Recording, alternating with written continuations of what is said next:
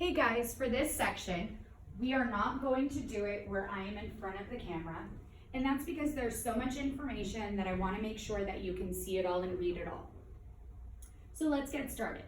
This section, you are working on operations with rational and irrational numbers. So let's review some definitions. Rational numbers are any number that can be expressed by a whole number, fraction of two integers.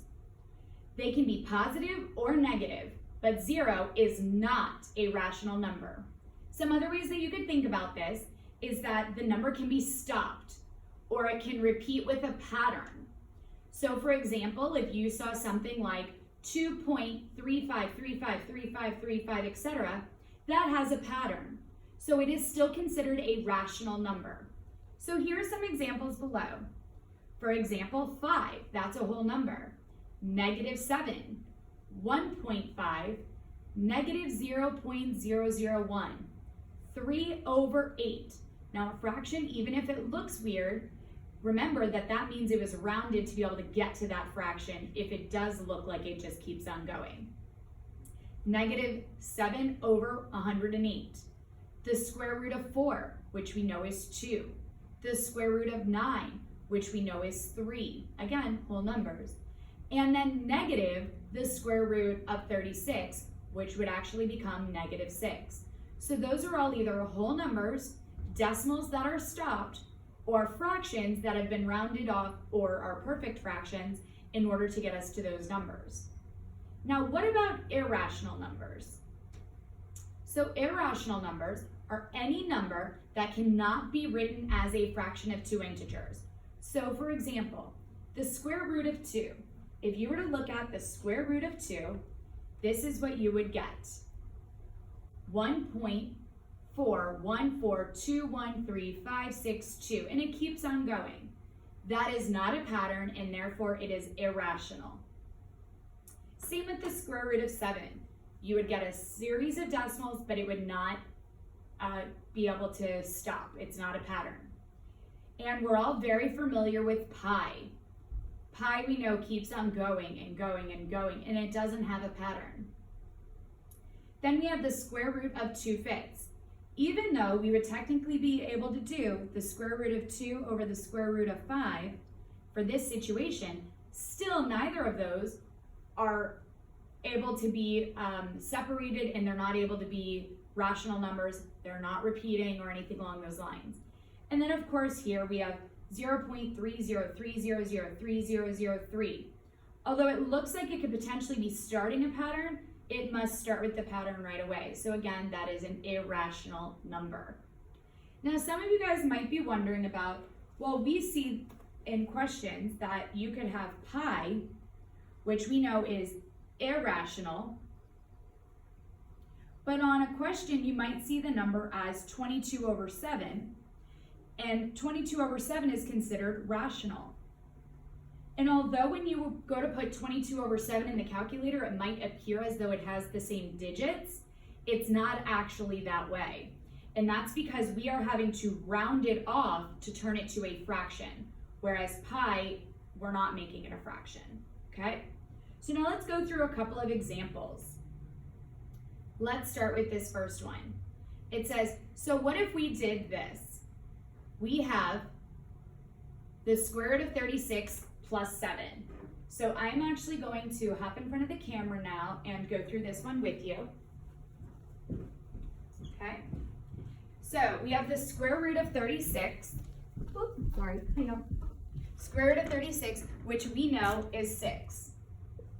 And then we just have 7, so plus 7. They are both whole numbers. So we know 6 is a rational number and 7 is a rational number. So radical 36 is rational, and we know 7 is also rational. So if you had to fill in a series or maybe a drag and drop or anything along those lines, this is what you would do. So this would be the sum of two rational numbers because they're both rational. So we would write that in there. The result would be also rational because isn't 6 plus 7 13, right? So that's basic, so that's also rational. Okay, sorry, I should put, the result is 13. which is a rational number. Okay, simple enough, right? So I'm going to erase that and we're going to look at the next question really fast. All right, and let me actually slide up this little piece so you can see both parts of the question. Please hold 1 second. Feel free to sing the Jeopardy song even while this is going on, little change in here. So it says, well, what about 6 to the 1/2 power plus the square root of 5? Well, what you guys have learned in the past is that this is like saying the square root of 6 to the 1st power and the index is 2. We know that this is an irrational number. It's going to come out to a very wonky decimal that doesn't work well.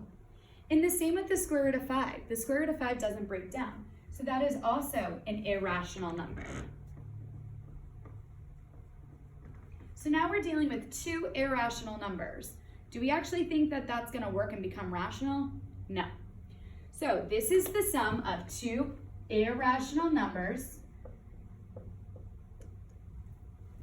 And the result is some really big, long decimal. I'm just going to write big, weird, well, I don't have enough room for that. So big decimal, which is an irrational number. And don't abbreviate there like I just did. Now here's our last example, and let me slide this up for you.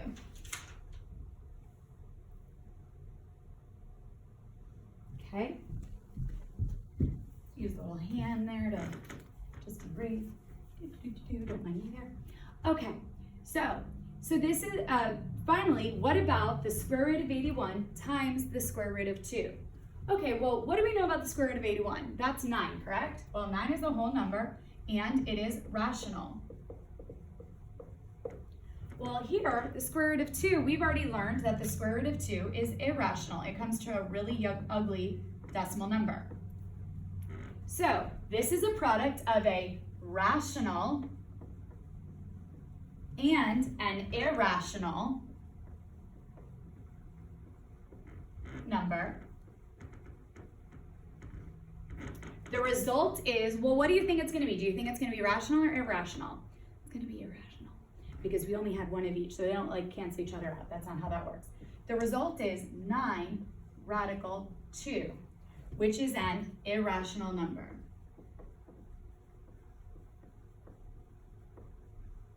So again, as a quick recap, rational numbers, whole numbers, decimals that have a pattern, can stop, whatever the case is. Okay, they look like clean numbers. They look easy, and we can always even do a bar notation over them. Whereas irrational has no pattern, looks all over the place. The reason why fractions work, even if you were to actually divide out the fraction and it looks like on a calculator that it wouldn't make sense, and because the numbers keep on going, but in order to get that fraction, we actually rounded the numbers off, even if you don't see that on the calculator screen. All right, so that explains this station, and good luck.